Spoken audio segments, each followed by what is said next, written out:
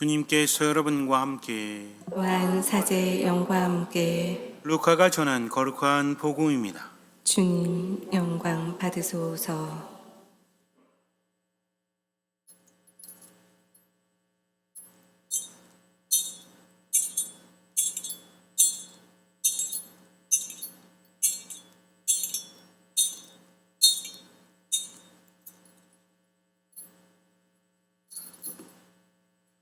예수님의 부모는 해마다 파스카 축제 때면 예루살렘으로 가곤 하였다.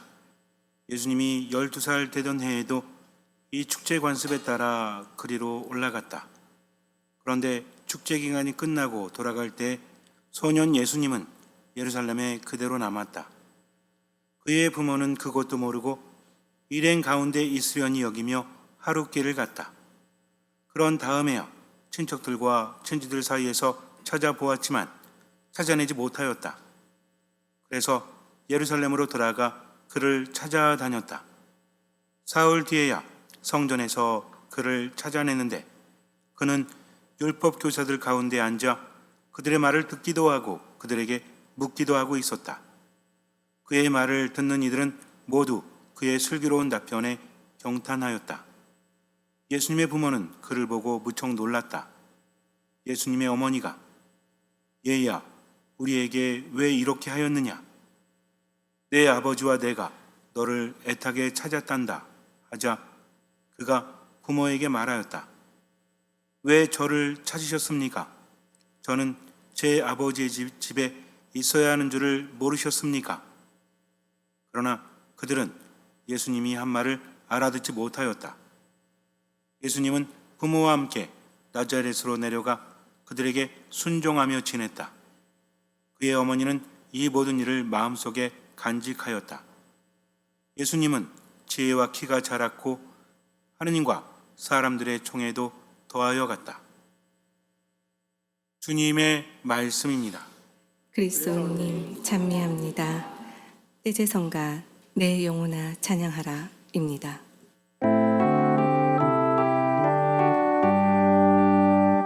내 영혼아 찬양하라. 온 맘과 뜻을 다해 주님을 찬양. 내 영혼아 찬양하라. 거룩하신 주님을 찬양하라. 내 영혼아 찬양하라. 온 맘과 뜻을 다해 주님을 찬양. 내 영혼아 찬양하라. 거룩하신 주님을 찬양하라. 내 영혼아 찬양하라. 온 맘과 뜻을 다해 주님을 찬양. 내 영혼아 찬양하라.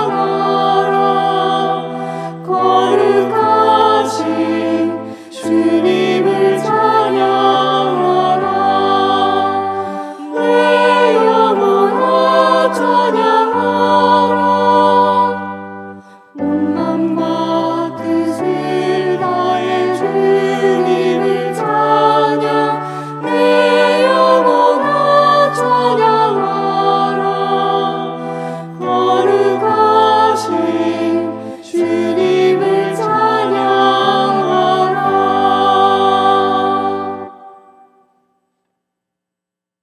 반백년 전에 척추암에 걸린 사람이 있었다면 이 사람은 과연 완쾌할 수 있었을까요?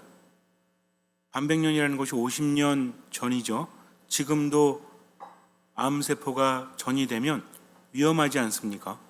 50년 전이라면 더욱더 위험했겠죠. 의학기술이 지금보다는 많이 발전하지 못했기 때문에 지금도 척추암에 걸리면 그것이 전이되면 매우 위험하고 치료도 어렵다고 합니다. 그러니 50년 전이면 70년대 중반 정도 되겠죠? 어떤 시대였는지 기억이 나십니까? 아마 이제는 그때 없었던 분도 계시겠죠. 또 그때 있었던 분도 계실 겁니다.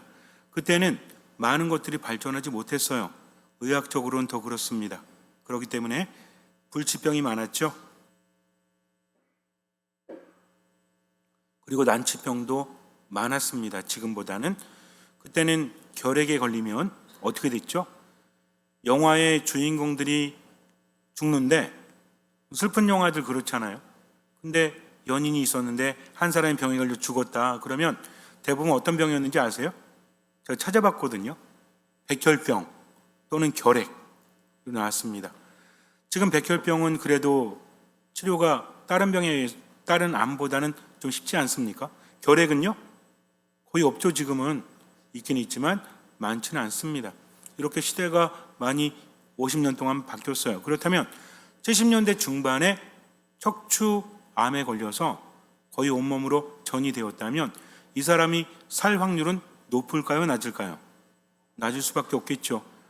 우리는 조금은 아주 슬픈 그런 생각을 가질 수 있습니다. 그런데 말을 바꿔볼게요. 70년대 중반에 어떤 남자가 있었는데 굉장히 돈이 많았습니다. 사업을 잘해서. 그런데 어느 날 몸이 안 좋아서 병원에 갔더니 척추암이래요. 이미 온몸에 전이 되었다고 합니다.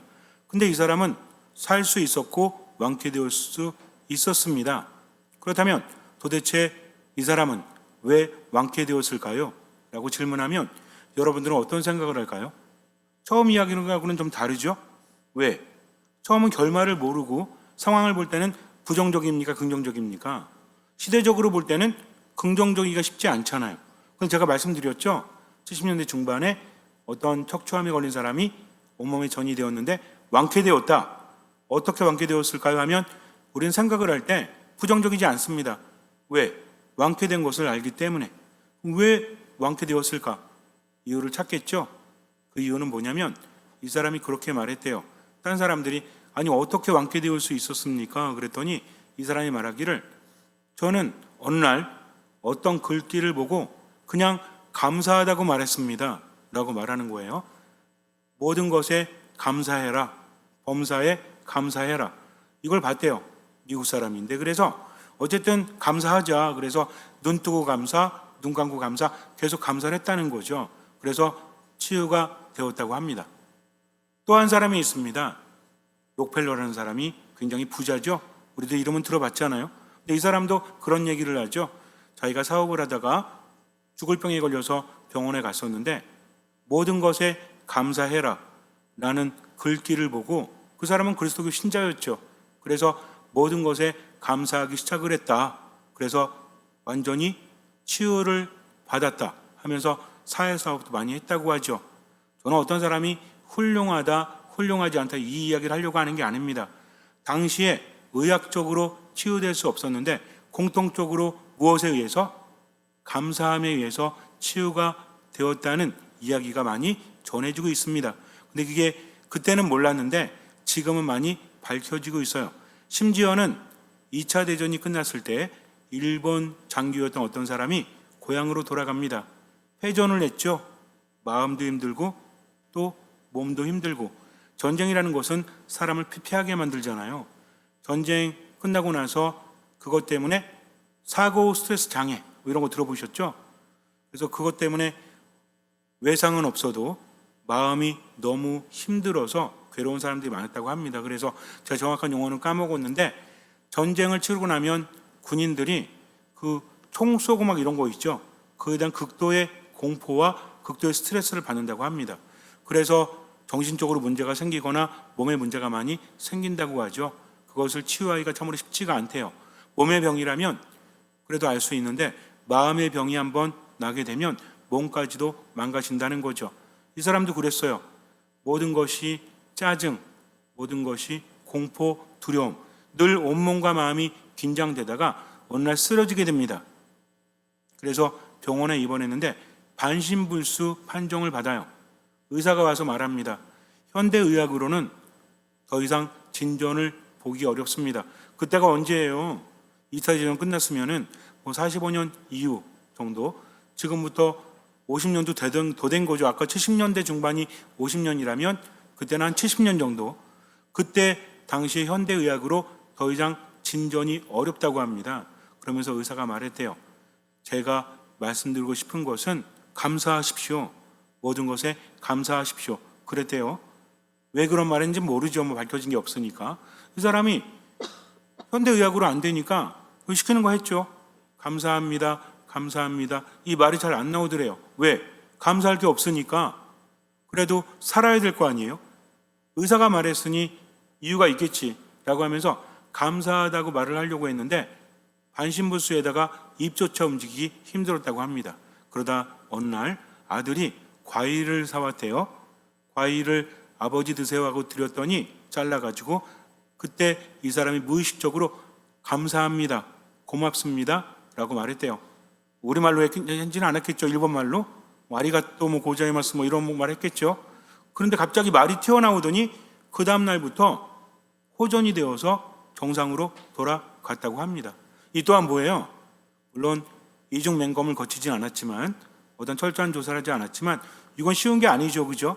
어떤 것이 있어가지고 객관적으로 이 약이 효과가 있다, 이 요법이 효과가 있다라는 것을 확인받기 위해서는 엄청나게 많은 절차를 거쳐야 됩니다. 저는 그 말씀을 드리는 게 아니에요. 그렇다면 이 사람들이 회복될 수 있었던 이유가 무엇일까요? 감사잖아요. 감사. 그들이 그렇게 말을 하고 있었고 또 그들이 그렇게 증언을 하고 있기 때문에 당시에는 몰랐다고 합니다. 근데 요즘에는 감사의 효과가 많이 밝혀지고 있다고 합니다. 그래서 특히 미국에서 암 환자들을 중심으로 감사 훈련을 시킨대요.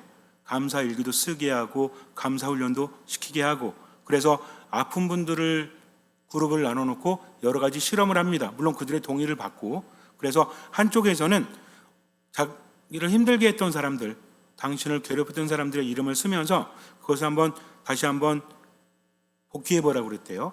한쪽에서는 그런 거 쓰지 않고 그리스도교 신자들 모아놓고 감사, 기도, 찬양 기도를 했다고 합니다. 어떤 사람들이 호전이 되었을까요? A그룹이에요? B그룹이에요? 첫 번째 그룹이에요? 두 번째 그룹이에요? 그 연구에 참여하셨었습니까? 아니 어떻게 이구동성으로 그렇게 말을 하죠? 우리도 여태까지 많은 정보들을 얻었죠. 그러면서 아마 이럴 것이다 라고 우리는 추정을 했습니다. 그래서 대답을 한 거겠죠. 그 효과가 왜 일어났을까? 라는 검사를 해봤더니 사람들이 찬양하고 감사할 때는 뭐가 나오냐면 NK세포가 활성화된다고 합니다. NK세포가 뭐죠? 내추럴 킬러라고 해가지고 암세포를 잡아먹는 그런 세포라고 하지 않습니까? 이게 높아졌다는 거죠. 그리고 면역력이 굉장히 좋아졌다고 합니다. 즉 감사하는 사람 그리고 찬미하는 사람, 더군다나 신앙 안에서 감사하고 찬미하는 사람은 뭐가 있죠? 신념이 있죠. 어떤 신념이 있어요? 하느님께서 나를 낫게 해주실 거다. 그래서 예전에 가톨릭계 병원에 가면 이렇게 쓰여져 있었어요. 빈센트 병원에 가서도 봤는데 요즘은 못 보겠더라고요. 딱 들어가면 정문 옆에 치유하시는 분은 하느님이시다 라고 쓰여져 있습니다. 그걸 보면서 어떤 생각을 했냐면 그래 온전히 맡기자. 아까 제가 처음에 여러분에게 이야기를 드릴 때 50년 전에 반백년 전에 척추암이 걸린 사람이 있다면 이라고 제가 가정했을 때 여러분들은 부정적인 생각을 할 수밖에 없죠. 제가 의도한 거니까. 근데 어떤 사람이 치유되었는데 그 이유는 무엇일까 하면 우리는 기분 좋게 상상을 합니다. 아마 이런 변수가 있지 않았을까. 즉 똑같은 사건을 말한다고 할지라도 어떻게 말하느냐에 따라서 완전히 달라질 수밖에 없다는 거죠. 이것이 인간입니다. 인간은 그럴 수밖에 없어요. 세상을 살아가면서 많은 변화가 있지만 정작 중요한 것은 그것을 어떻게 받아들이느냐, 어떻게 해석하느냐, 세상을 어떻게 살아가느냐.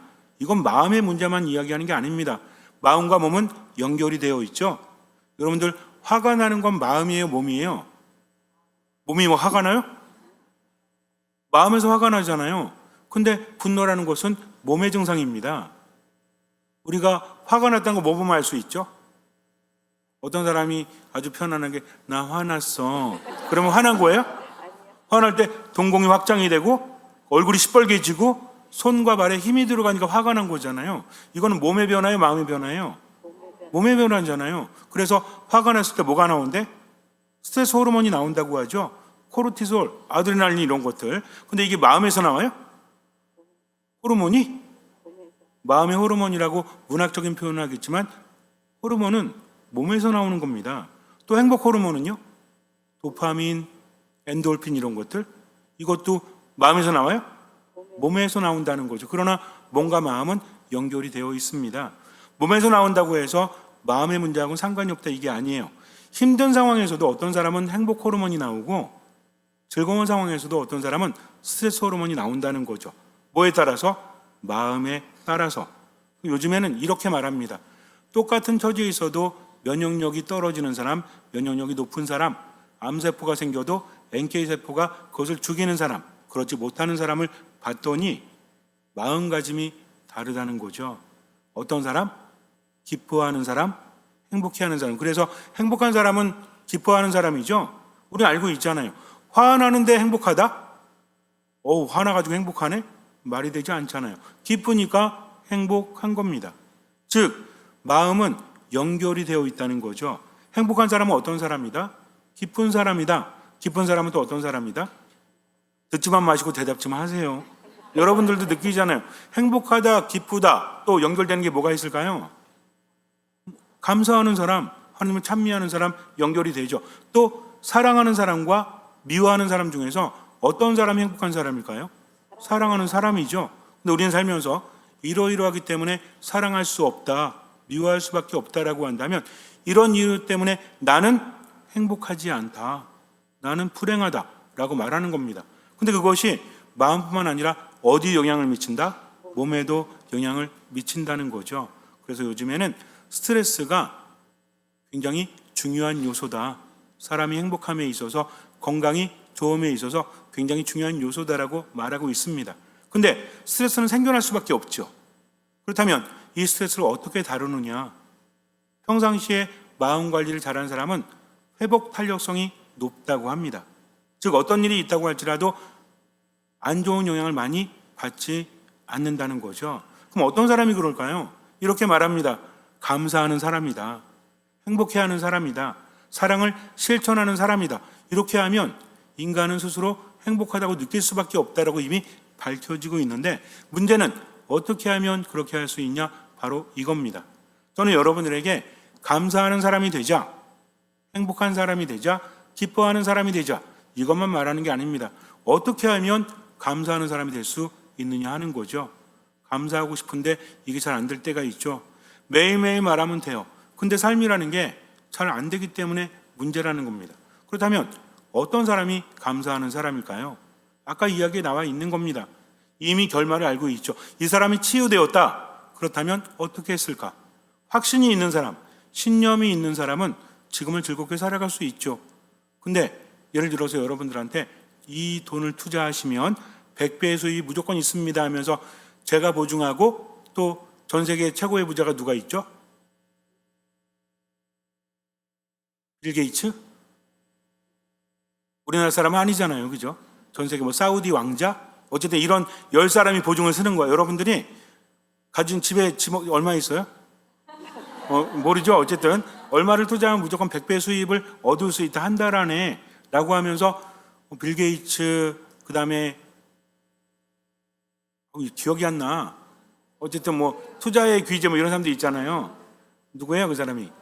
워렌 버핏, 그다음에 지금 세계 최고의 부자가 일론 머스크, 사우디 왕자, 이 10사람이 모여가지고 거기다가 트럼프도 끼죠. 어차피 대통령이니까. 이 사람들이 만약에 수익을 얻지 못하면 내가 그걸 갚아주겠다라고 그 사람들이 공식적으로 사인하고 계약하면 하실래요 안 하실래요? 당연히 하죠. 근데 마도성당 본단 신부가 보증을 선다고 하면 하실래요 안 하실래요? 여러분들은 이게 그래요. 감사합니다. 감사하겠는데 절대 하면 안 됩니다. 제가 한다고 하면 그건 보이스피싱이야. 어쨌든 하면 안 돼요. 왜? 저는 거기에 대해서 물어줄 돈도 없지만 제대로 알지도 못하기 때문입니다. 이거라는 거죠. 정말 명확하게 내가 거기에 대해서 보상을 받을 수 있다면 우리는 즐겁게 할 수 있습니다. 그렇지 않습니까? 근데 그렇지 않다면 할 수 없는 거죠. 제주도까지 가는데 비행기를 탄다, 배를 탄다 그러는데 여러분들 이렇게 말해요. 비행기가 추락 확률이 20%는 됩니다. 80%는 추락하지 않습니다. 그럼 가실래요? 안 가실래요?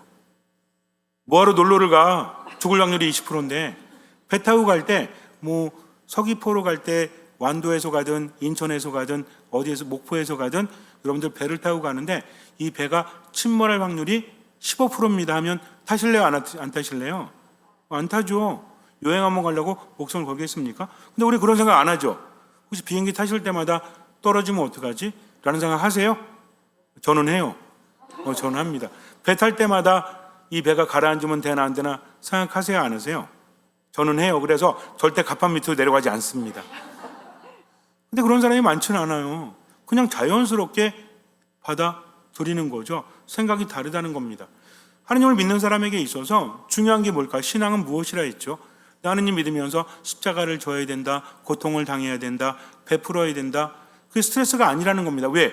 하느님께서 모든 것을 기억하시기 때문입니다. 하느님께서 모든 것을 갚아주실 것이기 때문입니다.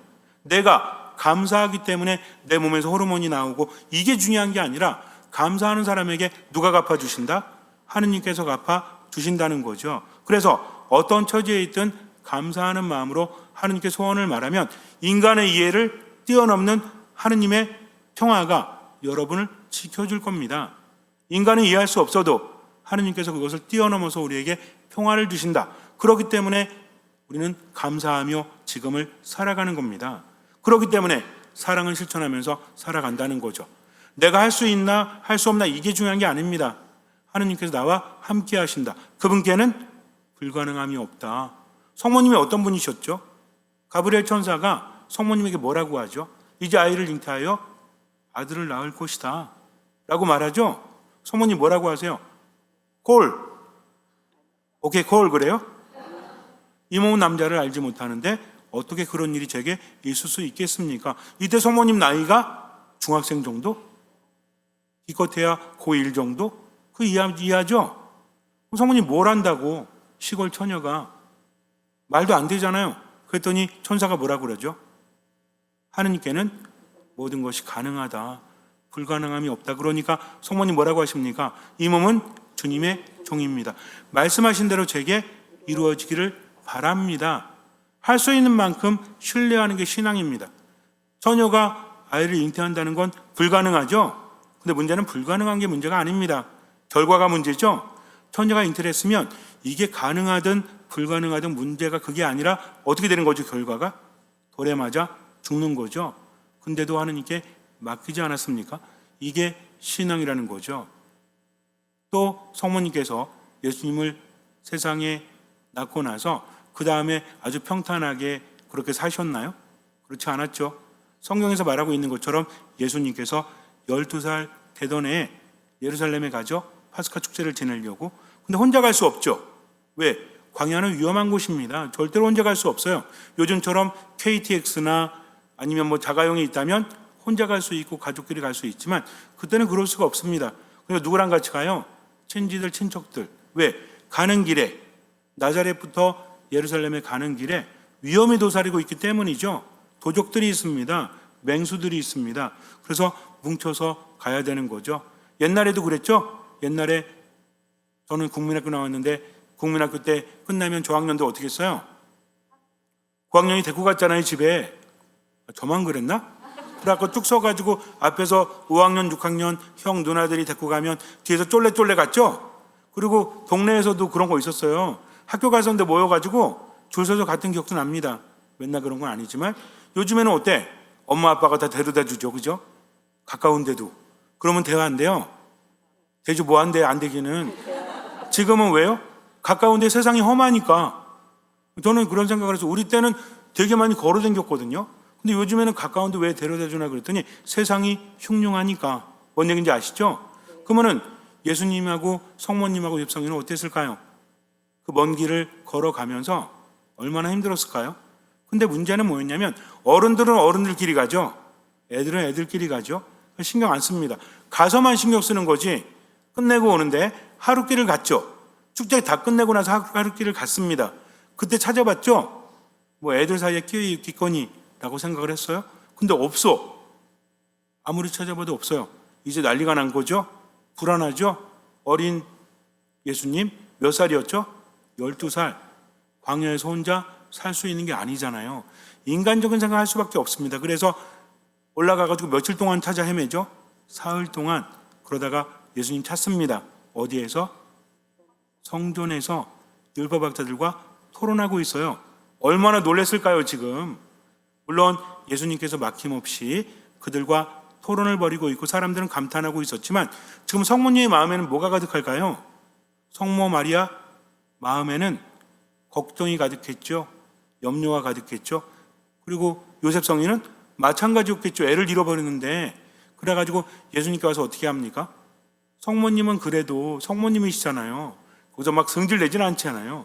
하지만 절제되어 있지 않습니까? 뭐라 그래요? 얘야, 우리에게 왜 이렇게 하였느냐? 우리 언제 이렇게 말합니까? 나한테 왜 그래? 그 무슨 영화죠? 나한테 왜 그랬어요? 넌 나에게 모욕감을 줬어. 이거 모르세요 이거? 나한테 왜 그랬어요? 막 이러잖아요. 이병헌인가 누가. 그랬더니 그 누구야? 김영철? 넌 나에게 모욕감을 줬어. 성경만 보니까 모르시는구나. 우리 보통 언제 그러면 나한테 왜 그래 도대체? 또 나한테 왜 그래? 이겁니다 이거. 그러면서 뭐라고 하세요? 내 아버지와 내가 너를 애타게 찾았단다. 얼마나 힘들어. 사흘 동안 미치고 팔짝 뛰지. 아마 여기 있는 분들 같으면 찾았으면 어떻게 했을까? 이놈은 막 울면서 막 화가 나가지고 그죠? 안심은 되면서도 막 화나는 거잖아요. 그때 예수님 뭐라고 하십니까?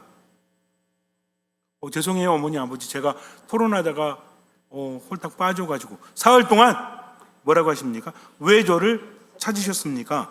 저는 제 아버지 집에 있어야 하는 줄 모르셨습니까?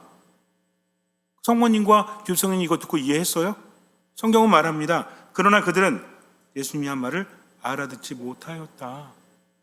얼마나 힘들었으면. 하지만 그럼에도 불구하고 성모님은 어떻게 하시죠? 이 모든 일을 마음속에 간직하였다. 이게 신뢰하는 사람의 태도입니다. 모든 것에 감사하라고 하니까 감사는 하는데 근데 마음속에 정말 내가 감사할 수 있을까? 라는 생각이 들 때 하나님을 의심하는 게 아니라 도대체 의미가 뭘까? 아까 말했잖아요.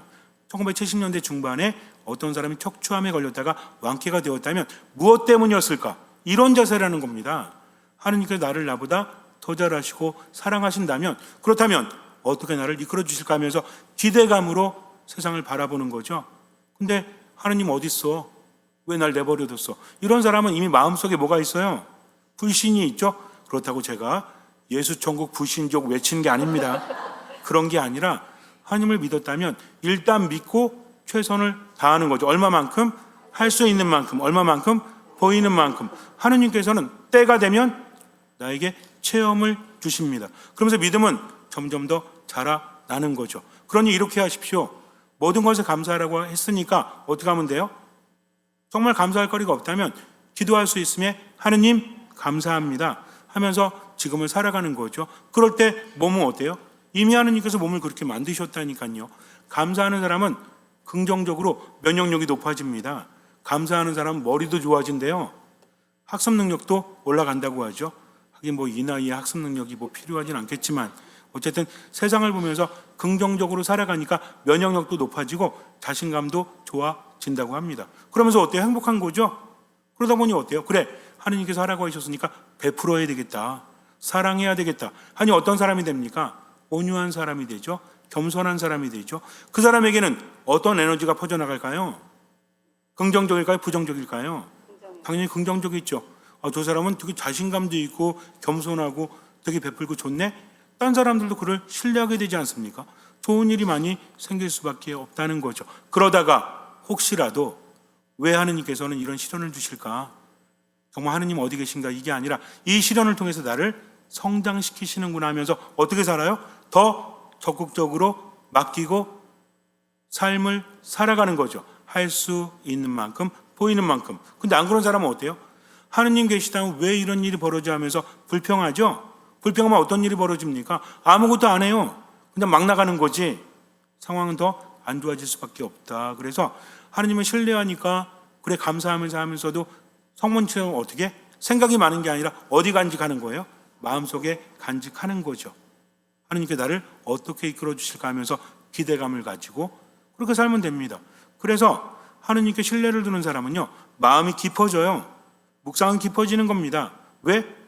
불안하지 않으니까. 하느님 믿고 도대체 내가 뭘 깨달아야 되지? 근데 그렇지 않은 사람은 마음이 흩어집니다. 인디비소 꼬르데라고 하죠. 마음이 갈라져 버려요. 그런 사람은 아무것도 할 수 없어요. 삶이 힘들어질 수밖에 없다. 그러니 부정적이다. 즉 우리가 감사하는 이유는 하느님 때문이라는 거죠. 감사하다 보니 어때요?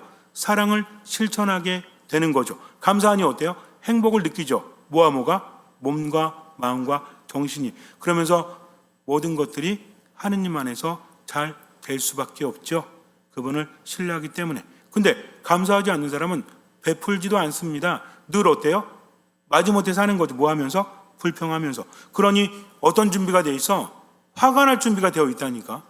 그러니 우울할 준비가 되어 있는 거죠. 삶이 망쳐질까요? 아니면 삶이 잘 될까요? 잘 되는 일도 망칠 수밖에 없죠. 이렇게 살아가는 겁니다. 그래서 신앙은 누굴 바라보면서? 하느님을 바라보면서 언제나 기뻐하는 겁니다. 끊임없이 기도하는 겁니다. 모든 것에 감사하는 겁니다. 그러다가 혹시라도 이해가 되지 않으면 어떻게 하면 돼요? 마음 깊이 간직하면 되죠. 하나님의 뜻이 무엇일까? 누구처럼? 성모님처럼 그렇게 살아가면 된다는 거죠. 그래서 이 모든 것들을 한마디로 표현한다면 어떤 마음일까요? 이게 듣는 마음이에요. 듣는 마음 안에는 감사하는 마음, 신뢰하는 마음, 묵상하는 마음 다 있는 겁니다.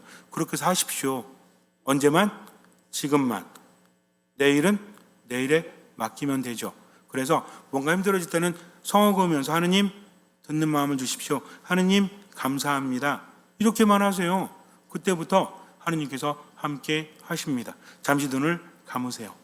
모든 것이 이해되어지지 않을 때 어쩌면 감사하며 살면서도 기쁘게 살면서도 베풀면서 살면서도 마음이 무너질 때가 있죠.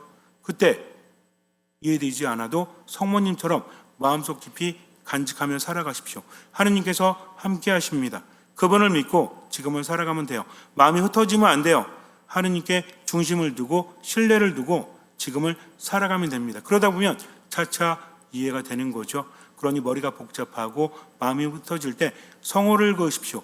듣는 마음을 주십시오. 주님, 제가 이해할 수 없지만 저를 이끌어 주십시오 하면서 맡기고 그저 지금을 살아가십시오. 주님께서는 그 믿음을 보시고 우리 삶에 놀라운 기적을 일으켜 주실 것입니다. 아멘.